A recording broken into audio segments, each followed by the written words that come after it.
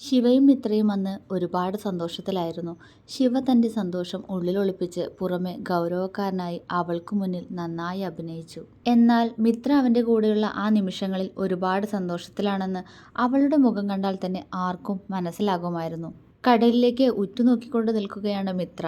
ശിവ കുറച്ച് മാറി നിന്ന് ആരോടോ ഫോണിൽ സംസാരിക്കുകയാണ്. സിനിമ കഴിഞ്ഞിറങ്ങിയപ്പോൾ ശിവ മിത്രയെ കൊണ്ട് നേരെ വന്നത് ബീച്ചിലേക്കാണ്. ഫോണിൽ സംസാരിക്കുമ്പോഴും അവൻ്റെ കണ്ണുകൾ ഇടയ്ക്കിടയ്ക്ക് അവളിലേക്ക് പോയിക്കൊണ്ടിരുന്നു. കാറ്റിൽ പാറിപ്പറക്കുന്ന മുടിയിഴകളെ ഒതുക്കി വച്ചവൾ ഇമ ചിമ്മാതെ ആ കടലിൻ്റെ ഭംഗി ആസ്വദിച്ചു നിന്നു. ശിവ കോൾ കട്ടാക്കി അവളുടെ അടുത്ത് വന്നു നിന്നു. അവൾ അവൻ നിൽക്കുന്ന ഭാഗത്തേക്ക് നോക്കി ഒന്ന് പുഞ്ചിരിച്ച് വീണ്ടും ഉയർന്നു വരുന്ന ആ തിരമാലയിലേക്ക് തന്നെ നോക്കി നിന്നു. വിച്ചുവായിരുന്നു, അവൻ അവളോട് പറഞ്ഞു. അവൾ അവൻ്റെ മുഖത്തേക്ക് നോക്കി. അവൾ വെറുതെ ഒന്ന് മൂളിയതേയുള്ളൂ. അവരിവിടെ അടുത്തെവിടെ ഉണ്ടെന്ന്. ഭദ്രയുടെ ഒരു റിലേറ്റീവിൻ്റെ വീട്ടിൽ പോയിരിക്കുകയായിരുന്നെന്ന്. തിരിച്ചു വരുമ്പോൾ വീട്ടിലേക്ക് വരുന്നുണ്ടെന്ന് പറയാൻ വിളിച്ചതാ. ഞാൻ പറഞ്ഞു നമ്മളിവിടെയാണെന്ന്. ഇവിടെ അടുത്തെവിടെയാണ് അവരുള്ളത്, അതുകൊണ്ട് ഇങ്ങോട്ട് വരാമെന്ന് പറഞ്ഞിട്ടുണ്ട്. അവൻ പറഞ്ഞുകൊണ്ട് അവളുടെ മുഖത്തേക്ക് നോക്കി. അവൾ വിടർന്ന കണ്ണോടെ അവനെ നോക്കി. ഭദ്രയും വരുമോ? അവൾ സന്തോഷത്തോടെ ചോദിച്ചു. അവൻ അവളെ കൂർപ്പിച്ചു നോക്കി. പിന്നെ നിന്നോട് ഞാനിപ്പോൾ എന്താ പറഞ്ഞത്? രണ്ടാളും കൂടിയാണ് വരുന്നത്, അവൻ ഗൗരവത്തോടെ പറഞ്ഞു. അവളുടെ മുഖത്ത് നല്ല സന്തോഷമാണ്. അവൾ അവനെ ഒന്ന് നോക്കിക്കൊണ്ട് വിച്ചുവിനെയും ഭദ്രയെയും കാണാനുള്ള ആകാംക്ഷയിൽ മുന്നോട്ട് നോക്കി നിന്നു. അല്പനേരം കഴിഞ്ഞതും കുറച്ചു മാറി ഒരു ബൈക്ക് നിർത്തിയത് അവൾ കണ്ടു. ബൈക്ക് നിർത്തി വിച്ചുവും അവൻ്റെ ഒപ്പം ചേർന്ന് ഭദ്രയും മുന്നോട്ട് നടന്നു വരുന്നുണ്ട്. മിത്ര പുഞ്ചിരിയോടെ അവരെ തന്നെ നോക്കി നിന്നു. ഒരു ബ്ലൂ കളർ ജീൻസും വൈറ്റ് കളർ ടീഷർട്ടുമാണ് ഭദ്രയുടെ വേഷം. മുടി വെറുതെ അഴിച്ചിട്ടിരിക്കുകയാണ്. അവളുടെ വെളുത്ത നിറം ആ വസ്ത്രത്തിൽ ഒന്നുകൂടി എടുത്തു കാണിച്ചു. ശിവ മുന്നിലെത്തിയതും വിച്ചു അവൻ്റെ കയ്യിൽ പിടിച്ചു. ഭദ്രയുടെ നോട്ടവും ശിവയിൽ തന്നെ ആയിരുന്നു. അവൻ അവളെ നോക്കി ഒന്ന് പുഞ്ചിരിച്ചു. അവൾ അവനെ നോക്കി കണ്ണ് രണ്ടും ചിമ്മി കാണിച്ചു. വിച്ചു മിത്രയെ നോക്കിയപ്പോൾ അവൾ അവരെ തന്നെ പുഞ്ചിരിയോടെ നോക്കി നിൽക്കുന്നുണ്ട്. അവനും അവൾക്കൊരു പുഞ്ചിരി മടക്കി കൊടുത്തു. കറക്കൊക്കെ കഴിഞ്ഞ രണ്ടിൻ്റെയും? ശിവ ചിരിയോടെ ചോദിച്ചു. വിച്ചു കുറുമ്പോടെ ഭദ്രയെ നോക്കി. ഓ, എന്ത് കറക്കം!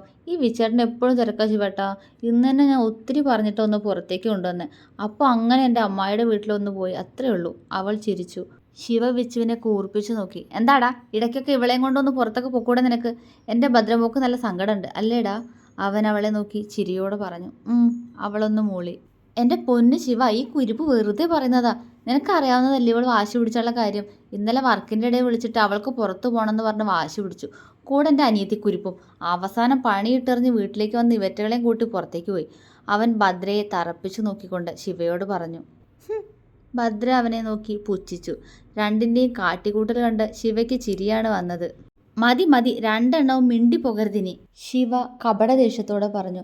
ഈ ഭദ്ര അവനെ നോക്കി ഇളിച്ചു കൊടുത്തു. എന്നാൽ ഈ നേരം അത്രയും മിത്രയുടെ നോട്ടം മുഴുവൻ ഭദ്രയിലായിരുന്നു. മിത്ര എന്നൊരു ആൾ അവിടെ ഇല്ലാത്തതുപോലെയായിരുന്നു ഭദ്രയുടെ പെരുമാറ്റം. മിത്രയ്ക്ക് അത് കണ്ട് വല്ലാതെ സങ്കടം തോന്നി. ശിവ അവൻ്റെ മിത്രയെ ശ്രദ്ധിക്കുന്നുണ്ടായിരുന്നു. തന്നെ സങ്കടത്തോടെ നോക്കി നിൽക്കുന്ന മിത്രയെ ഇടങ്ങണ്ണിട്ട് നോക്കി ഭദ്രയും കാണുന്നുണ്ടായിരുന്നു. എന്നാൽ മിത്ര നോക്കുന്നത് കാണുമ്പോഴേക്കും അവൾ നോട്ടം മാറ്റും. എന്നാ വാടാ രണ്ടും, നമുക്ക് കുറച്ച് നടക്കാം, ശിവ ചിരിയോടെ അവരോട് പറഞ്ഞു. പിന്നെന്താ, വാ. അത്രയും പറഞ്ഞുകൊണ്ട് ഭദ്ര വിച്ചുവിൻ്റെ അരികിൽ നിന്നും മാറി നിന്ന് ശിവയുടെ കയ്യിൽ കൈ കോർത്തു പിടിച്ചു. ഞാനാണടി നിന്റെ കെട്ടിയോൻ? വിച്ചു അവളെ നോക്കി മുഖം വീർപ്പിച്ചു. ആണോ, കണക്കായിപ്പോയി, അവൾ കുറുമ്പോടെ പറഞ്ഞുകൊണ്ട് ശിവയുടെ കയ്യും പിടിച്ച് മുന്നോട്ട് നടന്നു. മിത്രയുടെ കണ്ണ് നിറഞ്ഞു. ഇത്രയും നേരമായിട്ട് എന്നോടൊന്നും മിണ്ടിയില്ലല്ലോ ഭദ്രേ, നീ എന്നോട് അത്രയും ദേഷ്യമാണ് നിനക്ക്? നടന്നു പോകുന്ന അവളെ നോക്കി മിത്ര മനസ്സിൽ ചിന്തിച്ചു. അല്ല, മോളെന്താ ഇവിടെ നിൽക്കുന്നത്? ആ പെണ്ണിന് അവനെ കിട്ടിയ പിന്നെ എന്നെ വേണ്ടല്ലോ. അപ്പോൾ വാ, ഇനി നമുക്ക് രണ്ടാക്കും കൂടി പോവാം അവരുടെ അടുത്തേക്ക്, അവൻ ചിരിയോടെ പറഞ്ഞുകൊണ്ട് മിത്രയുടെ കയ്യിൽ പിടിച്ചു. മിത്ര വേഗം കടലിലേക്ക് നോക്കി. ഞാനില്ലേ വിഷ്ണുവേട്ടാ, ഞാനിവിടെ നിന്നോളാം, വിഷ്ണുവേട്ടൻ ചെല്ല്. അവളുടെ ശബ്ദം പതിഞ്ഞുപോയി. വിച്ചുവിൻ്റെ നെറ്റി ചുളിഞ്ഞു. ശിവ പുറകിലേക്കൊന്ന് തിരിഞ്ഞു നോക്കി. മിത്രയും വിച്ചുവും എന്തോ സംസാരിക്കുകയാണ്. അത് കണ്ട് അവനൊന്ന് പുഞ്ചിരിച്ചു. എനിക്ക് ഭദ്ര എങ്ങനെയാണോ അതുപോലെയാണ് വിച്ചുവിനും മിത്രയും.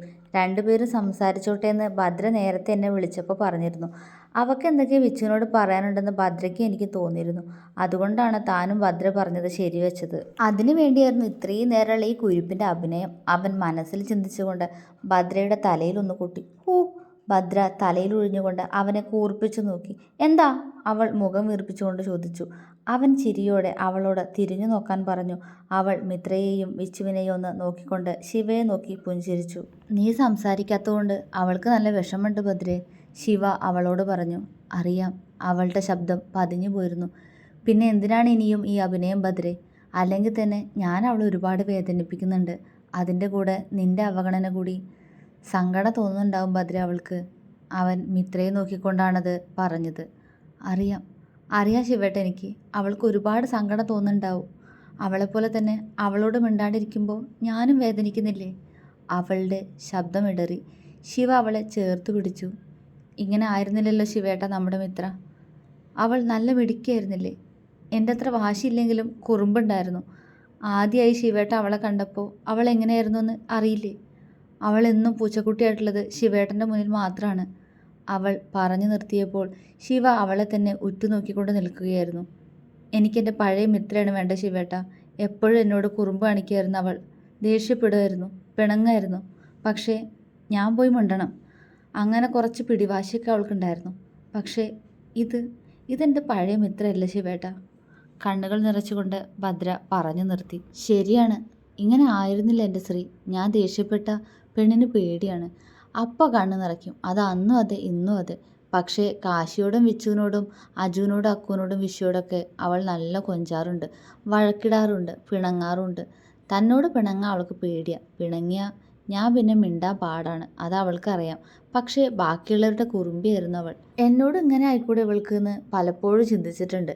പക്ഷേ ആ സ്ത്രീ ഇന്ന് എവിടെ? അവനും ഓർത്തുപോയി. എനിക്ക് അവളെൻ്റെ പഴയ മിത്രയെ കിട്ടണമെങ്കിൽ ഞാനിങ്ങനെ മിണ്ടാതിരുന്നാൽ ചിലപ്പോൾ സാധിക്കുമായിരിക്കും. അന്ന് നിങ്ങളുടെ കല്യാണം കഴിഞ്ഞന്ന് അവളെ ഞാൻ കളിയാക്കിയിരുന്നു. പക്ഷേ എൻ്റെ വാക്ക് കേട്ട് കരയുന്ന അവളെ കണ്ടപ്പോൾ എനിക്ക് എത്ര സങ്കടമായെന്നോ ശിവേട്ട. എൻ്റെ പഴയ മിത്രയായിരുന്നെങ്കിൽ എന്നെ 2 തല്ല് തല്ലി എന്നോട് മിണ്ടിയനെ. ഭദ്ര വാക്കുകളിൽ വേദന നിറച്ചുകൊണ്ട് ശിവയോട് പറഞ്ഞു. ഇതേ സമയം മിത്രയെ തന്നെ ഉറ്റുനോക്കിക്കൊണ്ട് നിൽക്കുകയായിരുന്നു വിച്ചു. അതെന്താ, ഇവിടെ തന്നെ നിൽക്കാനാണോ ഇങ്ങോട്ട് പോകുന്നത് മിത്രമോളെ? വാ, നമുക്ക് അവരുടെ അടുത്തേക്ക് പോവാം. അവളുടെ കയ്യിൽ പിടിച്ചുകൊണ്ട് അവൻ പറഞ്ഞു. ഭദ്രയ്ക്ക് ഇഷ്ടാവില്ല വിഷ്ണുവേട്ടാ. അവൾക്ക് എന്നെ കാണുന്നത് വെറുപ്പാ. ഞാനിവിടെ നിന്നോളാം, അവൾ ഇടർച്ചയോടെ പറഞ്ഞു. വിച്ചു ഒരു നിമിഷം അവളുടെ മുഖത്തേക്ക് തന്നെ നോക്കി.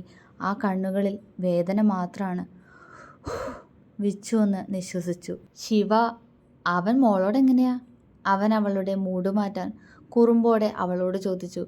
അവളുടെ മുഖത്ത് പെട്ടെന്ന് ഒരു ചിരി മിന്നി. വിച്ചു അത്ഭുതത്തോടെ അവളെ നോക്കി. അവൻ്റെ പേര് പറഞ്ഞപ്പോൾ എത്ര പെട്ടെന്നാണ് ആ മുഖം വിടർന്നത്. അതോർക്കെ അവനിലും അതേ ചിരി വിരിഞ്ഞു. മിത്ര പെട്ടെന്ന് കുറച്ച് ദൂരെയായി മാറി നിൽക്കുന്ന ശിവയെ നോക്കി. അവൾ നോക്കുന്നത് കണ്ടതും അവളെ തന്നെ നോക്കിക്കൊണ്ട് നിന്നിരുന്ന അവൻ പെട്ടെന്ന് അവളിൽ നിന്നും മുഖം തിരിച്ചു. പാവാണ് വിഷ്ണുവേട്ടാ, എന്നെ ഒത്തിരി ഇഷ്ടമാണ്. അവളുടെ ശബ്ദത്തിൽ പോലും അവനോടുള്ള പ്രണയം നിറഞ്ഞു നിന്നു.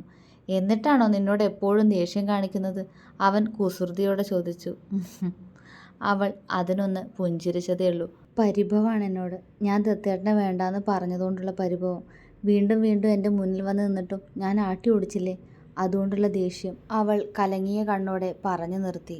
മോൾ എന്തിനാന്ന് അവൻ ഇങ്ങനെ വേദനിപ്പിച്ചത്? അതൊന്ന് പറഞ്ഞൂടെ? അവനിപ്പോഴും അത് വല്ലാത്തൊരു സങ്കടമാണ്. ഇടയ്ക്ക് പറയും എന്നോട്, ഞാൻ ഇങ്ങനെ നെഞ്ചിക്കൊണ്ട് നടന്നിട്ടും അവൾ എന്നെ വേണ്ടാന്ന് പറഞ്ഞില്ലടാന്ന്. വെച്ചു പറഞ്ഞപ്പോൾ മിത്ര മറുപടി ഒന്നുമില്ലാതെ കടലിലേക്ക് നോക്കി നിന്നു. അത് ശിവയാണ് മിത്ര. അവൻ്റെ ദേഷ്യം ന്യായമാണ്.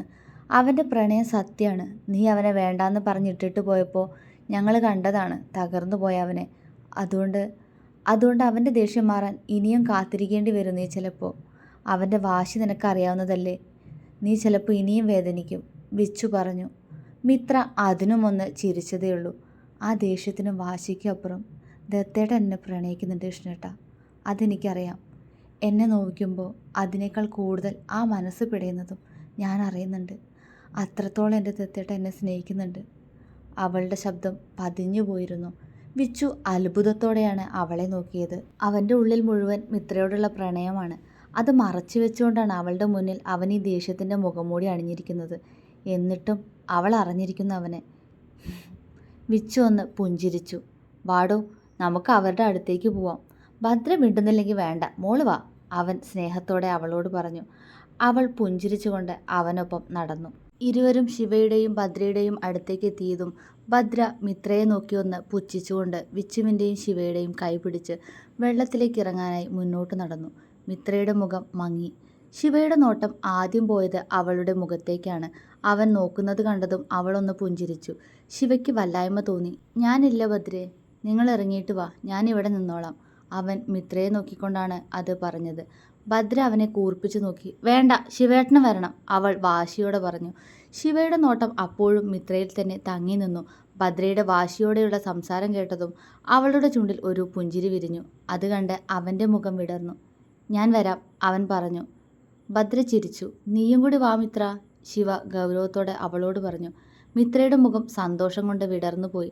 അവൾ വേണ്ട, നമുക്ക് പോവാം, ഭദ്ര പെട്ടെന്ന് പറഞ്ഞുകൊണ്ട് ശിവയുടെ കൈപിടിച്ച് മുന്നോട്ട് നടന്നു. അത് ആരും പ്രതീക്ഷിച്ചിരുന്നില്ല. മിത്രയുടെ കണ്ണൊന്ന് നിറഞ്ഞെങ്കിലും അവൾ അവരെ നോക്കി പുഞ്ചിരിയോടെ തന്നെ നിന്നു. കുറച്ചു മുന്നിലെത്തിയതും ശിവ ഭദ്രയെ ദേഷ്യത്തോടെ നോക്കി. അവൻ്റെ മേലുള്ള അവളുടെ കൈ കുടഞ്ഞു. അവൻ്റെ ദേഷ്യം കണ്ടപ്പോൾ ഭദ്രയ്ക്ക് പേടി തോന്നി. ശിവേട്ട, അവൾ പേടിയോടെ വിളിച്ചു. വിച്ചു അവൻ്റെ മുഖത്ത് നോക്കി ഒന്നും മിണ്ടാതെ നിന്നതേയുള്ളൂ. ഭദ്രേ, നീ എൻ്റെ പെണ്ണിനെ കരയിപ്പിക്കരുത്, അതെനിക്ക് സഹിക്കില്ല. അവളെ സ്നേഹിക്കാനായാലും വേദനിപ്പിക്കാനായാലും ഞാൻ മാത്രം മതി. മറ്റാരും അത് ചെയ്യുന്നത് എനിക്കിഷ്ടമല്ല, അവൻ ദേഷ്യത്തോടെ അവളോട് പറഞ്ഞു. ഭദ്ര പേടിയോടെ വിച്ചുവിനെ നോക്കി. ശിവ, അവളുടെ നോട്ടം കണ്ടതും വിച്ചു ശിവയെ വിളിച്ചു. എനിക്ക് സഹിക്കില്ലടാ, പാവാണ്. ഇപ്പം തന്നെ അവളോട് കൂടി വരാൻ പറഞ്ഞപ്പോൾ എന്ത് സന്തോഷമായിരുന്നു അവളുടെ മുഖത്ത്. ഇവൾ സ്ത്രീ വരണ്ടാന്ന് പറഞ്ഞപ്പോൾ അവൾക്ക് സങ്കടമായി. അവൻ കലിയോടെ ഭദ്രയെ നോക്കി. അവൾക്ക് കടലിലിറങ്ങാൻ നല്ല ഇഷ്ടമാണ്. ഞാൻ വരണ്ടാന്ന് പറഞ്ഞാൽ അവൾ വരും, അതുകൊണ്ട് ഞാൻ വെറുതെ പറഞ്ഞതാ, വിച്ചുവിൻ്റെ മറവിൽ നിന്നുകൊണ്ട് ഭദ്ര പതിയെ പറഞ്ഞു. ശിവ അവളെ കൂർപ്പിച്ച് നോക്കി. ഇങ്ങനെ നോക്കല്ലെന്ന് പറവിച്ചേട്ടാ, എനിക്ക് പേടിയാ, അവൾ കണ്ണു നിറച്ചുകൊണ്ട് പറഞ്ഞു. അത് കണ്ടതും ശിവയ്ക്ക് ചിരി വന്നുപോയി. അവൻ്റെ ചിരി കണ്ടതും ഭദ്രയുടെ മുഖവും ഇടർന്നു. വിച്ചു അവളെ നോക്കി കോക്കറി കാട്ടി. പോടാ, തേങ്ങിക്കൊണ്ട് അവൾ പറഞ്ഞു. വെള്ളത്തിലിറങ്ങാം. ശിവ ചിരിച്ചതും ഭദ്ര ആവേശത്തോടെ അവനോട് ചോദിച്ചു. അവൻ അവളെ കപട ദേഷ്യത്തോടെ നോക്കി. ചോറി, അവൾ കുറുമ്പോടെ പറഞ്ഞു. അവനൊന്ന് മൂളി. അവളെ ഉണ്ടല്ലോ പഴയ മിത്രയാക്കാനാ, അവളുടെ കുറുമ്പൊക്കെ പുറത്തു കൊണ്ടുവരാനാ ഞാനിങ്ങനെ അവളെ ദേഷ്യം പിടിപ്പിക്കുന്നത്. ഹാ, അവൾ വല്ലാതെ മാറിപ്പോയി. വല്ല കണ്ണീർ പരപര നായികയാണ് ഇനി ഇവൾ, ഭദ്ര കളിയാക്കി. ഈ കുരിപ്പിനെ ഞാനിന്ന് വെള്ളത്തിൽ മുക്കി കൊല്ലും, കപട ദേഷ്യത്തോടെ പറഞ്ഞുകൊണ്ട് വിച്ചു അവളെ എടുത്ത് വെള്ളത്തിലേക്ക് ഇട്ടു. അവൾ എഴുന്നേറ്റ് നിന്ന് അവനെ കൂർപ്പിച്ചു നോക്കി. അവൻ്റെ ദേഹത്തേക്കും വെള്ളം തെറിപ്പിച്ചു. 3 പേരും ചിരിച്ചുപോയി. ഭദ്രയും വിച്ചുവും ദേഹത്തെ പരസ്പരം വെള്ളം തെറിപ്പിച്ചുകൊണ്ട് നിന്നു. ശിവ വെറുതെ ആ കാഴ്ച നോക്കി നിന്നതേയുള്ളൂ. മിത്രയൊന്ന് വന്നിരുന്നെങ്കിൽ, എന്നോട് ഇങ്ങനെ കുറുമ്പ് കാണിച്ചിരുന്നെങ്കിൽ, അവൻ മനസ്സിൽ ചിന്തിച്ച് അവളെ തിരിഞ്ഞു നോക്കി. മിത്ര അപ്പോഴേക്കും നിലത്തിരുന്നിരുന്നു. അവളുടെ കണ്ണുകൾ വിച്ചുവിലും ഭദ്രയിലും മാത്രമായിരുന്നു.